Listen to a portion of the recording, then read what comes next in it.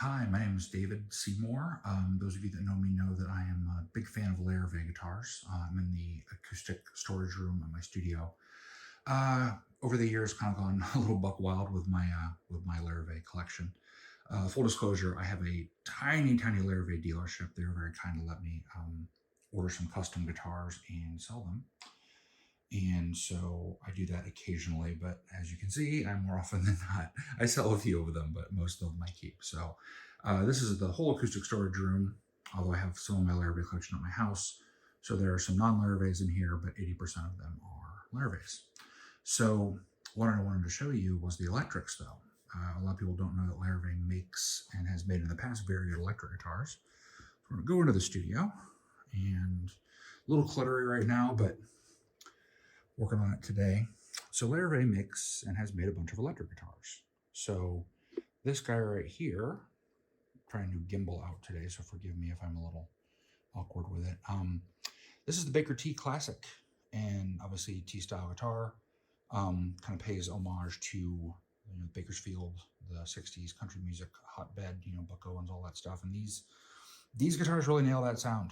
So yeah, they're pretty amazing. Now I have a bunch of, tellies, Fender tellies, parts casters, whole nine yards. Obviously there's a crazy amount of guitars in this studio.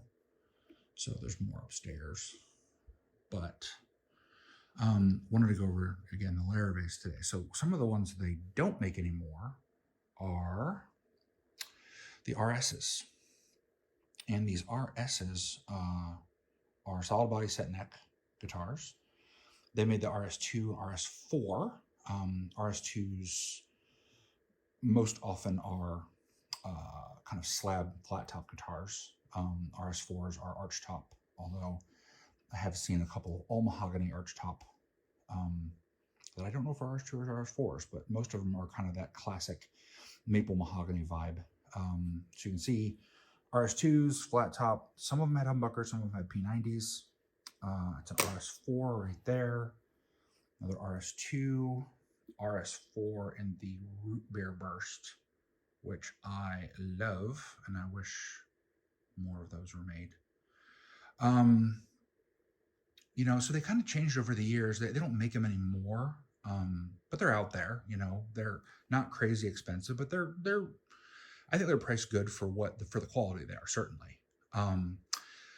So your RS4s tended to have standard kind of stop tail with a Tune-o-matic style bridge, and I'm using my new gimbal here, so hopefully that looks okay.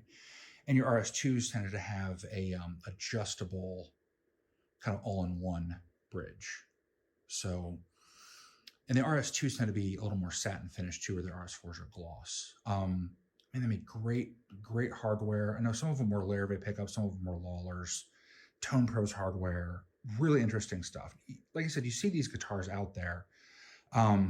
Interesting thing is, though, they kind of have obviously a more, dare I say, Gibson-esque vibe, using the mahogany bodies, or mahogany maple, satin neck, blah, blah, blah. But they use a more Fender style scale length. They're 25.5-inch scale lengths. So have a really cool kind of little tighter sound. Great guitars. Not, the pickups are low noise. They're what you'd hope a good guitar would be. So you see more RS4s out there, I think, although I kind of snap up RS2s when I find them if they're a reasonable price. They're pretty consistent in how they sound, but I have a bit of an addictive personality, so I have snagged a bunch of them over the years. Probably started 10 years ago till now. Really cool sunbursts. Your kind of natural mahogany finish. That was the amber finish right there for the RS4, which I love. And I love the single pickup ones too. I'm a sucker for a single pickup guitar. So a lot of versatility there, in my opinion. And I've never been a cherry sunburst fan, but the way they did it, it's a little more faded. Pretty amazing.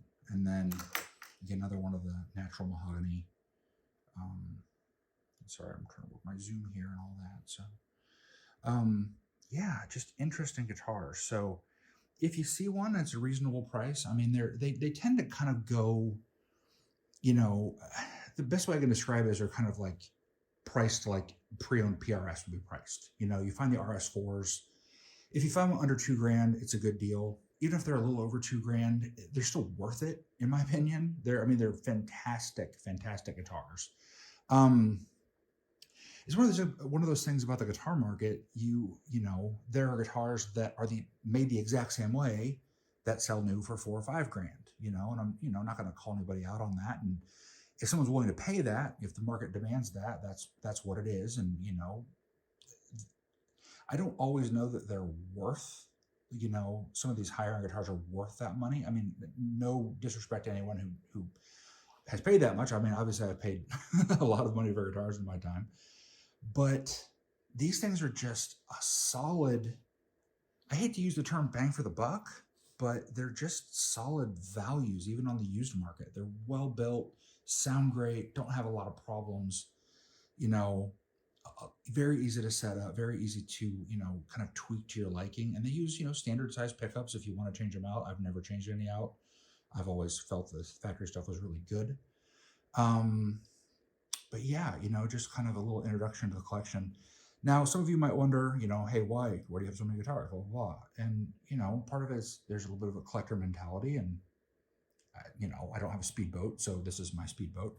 I'm 45 years old. I if this is the vice I have, this is the vice I have. But also, I've built this kind of not commercial recording studio, but this space where I think people can be creative in. And obviously, it's really cluttery right now because I've been moving a lot of stuff around and just kind of had a bug to do this. But I wanted people to have cool instruments and maybe have a vibe. Maybe someone's recording here and they don't have the guitar they want to have, or they don't I wanted to be able to provide that. So obviously tons of Larrivees, but in these racks here. Sorry, working the gimbal. Trying to work it the right way.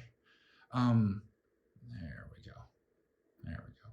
There's all your standard PRSs and Rickenbackers and Les Pauls and Tellys and all this stuff, and there's more up there.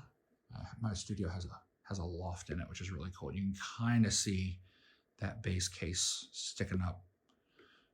That's a Japanese Fender P bass up there, but there's that whole balcony's full of guitars too. Or that whole loft is kind of cluttery. It's more cluttery than down here right now, so I'm not gonna go down there right now. But yeah, I just thought some of you might be interested in seeing this collection. If you have any questions, put a comment in there, down below in the comment section. And if you want to subscribe to this stuff, this is really all I do. I'm certainly not a professional videographer or content creator, but I enjoy what I enjoy, and this is kind of what I wanted to do tonight. So I got this gimbal today. I wanted to play with it, and so yeah. So just don't be mean to me in the comments. The internet's nasty enough as it is, and I'm just trying to be helpful and show people some cool stuff, and not trying to brag. I'm just this is kind of what I'm passionate about. And so yeah, constructive questions, and just let me help if I can. If you have any questions about guitars or studio stuff or whatever, just let me know. So hope you're all having a great day, and I hope you are all doing well and all of that fun stuff. Life gets tough sometimes, and it's the middle of winter as I do this, and it's cold and dark outside, and it's easy to kind of get bummed out. But there's always something fun to do. There's always some way to make yourself happy. So